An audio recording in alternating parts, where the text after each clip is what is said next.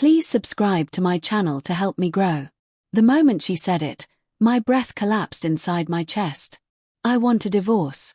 The word struck like a glass shattering against concrete, sharp and immediate. But what froze me wasn't her voice.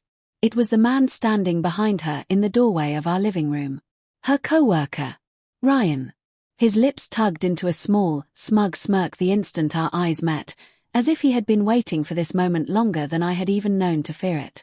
For a full second, I couldn't feel my hands. I forced the words out, steady only on the surface. Fine. She's all yours. She flinched. He didn't. The silence that followed was thick enough to choke on.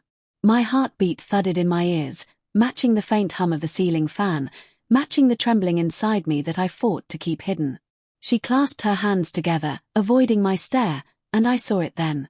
The guilt. The fear. The love she no longer had for me. But beneath it all, something darker. Something she didn't want to name. I tried to keep my voice even. When did this start? Her lip quivered, the way it did when she was cornered. It's not like that, she whispered. Ryan stepped forward with an ease that made my stomach twist. You don't need to justify anything. He'll understand eventually. That was the moment the reality pierced me. Not suspicion. Not insecurity. Truth. She had chosen him long before she had chosen to tell me.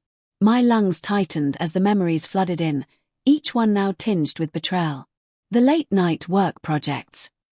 The sudden secrecy around her phone. The way she had begun sleeping on the far edge of our bed.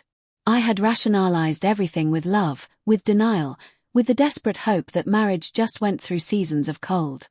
But I had been standing alone in winter while she found warmth somewhere else. She finally spoke, her voice cracking. It wasn't supposed to happen. I didn't mean for this. My throat burned. But it did happen. Ryan placed a hand on her shoulder. She didn't pull away. That single gesture told me the rest. I stepped back, not wanting to watch another second unfold. The world around me blurred into muted colors. The carpet under my feet felt unreal, as if the ground itself no longer recognized me. I need you both to leave, I said. She hesitated.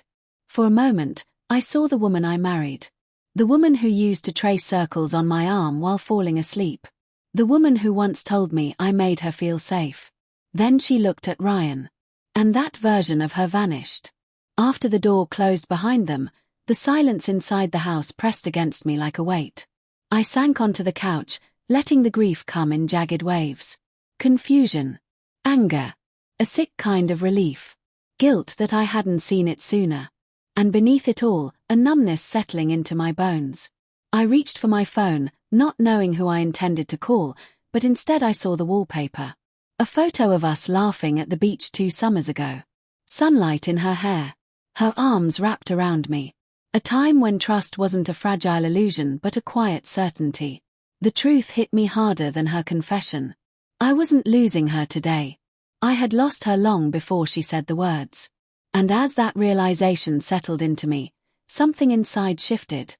Not acceptance. Not forgiveness. Something quieter and sharper. Clarity. I stood, wiped my face, and breathed out slowly. The betrayal had broken something, yes. But it had also freed me. I walked to the window, watching the night stretch endlessly outside, and felt the first faint pulse of strength returning.